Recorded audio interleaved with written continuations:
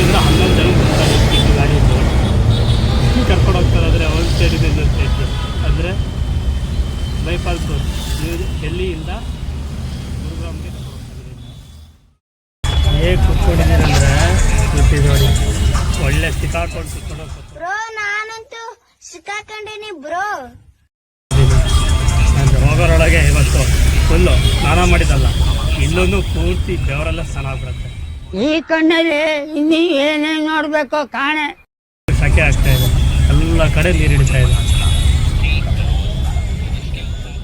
ಎಲ್ಲ ಹೆಂಗೆ ಕೂತಿದ್ದಾರೆ ಅಂದರೆ ಫುಲ್ಲು ಮಗು ಆ ಲೆವೆಲಿಗೆ ಕೂತಿದ್ದಾರೆ. ಇವ್ರಿಗಲ್ಲೂ ಕೂಡ ಹೊರಗೊಳಗೆ ನಗಾಡ್ತಾ ಇರ್ತಾರೆ. ಯಾವ ಅಷ್ಟು ಇದರಲ್ಲೇ ಹೋಗ್ತಾ ಇರ್ತಾರಲ್ಲ ಇದಾರಲ್ಲ ಇವರು ಮುಂಚೆ ನಮ್ಮ ಬೆಂಗಳೂರು ಬಂತಂದ್ರೆ ಎಲೆಕ್ಟ್ರಾನಿಕ್ ಸಿಟಿಲಿ ಎಲೆಕ್ಟ್ರಿಕಲ್ ವರ್ಕ್ ಮಾಡ್ತಾಯಿದ್ರಂತೆ. ಅವರಿಗೆ 90% ಕನ್ನಡ ಬರುತ್ತೆ. ಅವರು ಇಲ್ಲೇ ಬೆಳಗ್ಗೆ ಆವಾಗಿಂದ ನನ್ನ ಜೊತೆಗೆ ಜರ್ನಿ ಮಾಡ್ತಾ ಇದ್ದಾರೆ. ಇವಾಗ ಮಾತಾಡ್ತಾ ಗೊತ್ತಾಯಿತು ಇವ್ರು ಕನ್ನಡ ಅಂದರೆ ಕರ್ನಾಟಕದಲ್ಲಿ ವರ್ಕ್ ಮಾಡಿದ್ದಾರೆ. ಕನ್ನಡ ಪೂರ್ತಿ ಬರಲ್ಲ, 90% ಅವ್ರಿಗೆ ನಾವು ಮಾತಾಡಿದ ಪೂರ್ತಿ ಅರ್ಥ ಆಗತ್ತೆ, ಸ್ವಲ್ಪ ಚೆನ್ನಾಗಿ ಮಾತಾಡ್ತಾರೆ. ಸಿಕ್ಕಾಪಟ್ಟೆ ಜ್ಯೂಸ್ ಕುಡಿತ್ಯಾ?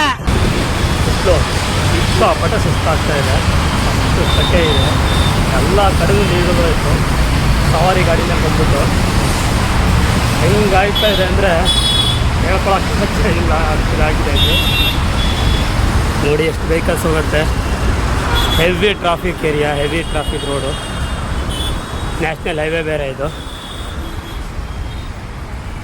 ಸಿಕ್ಕಾಪಟ್ಟೆ ಅಷ್ಟೇ.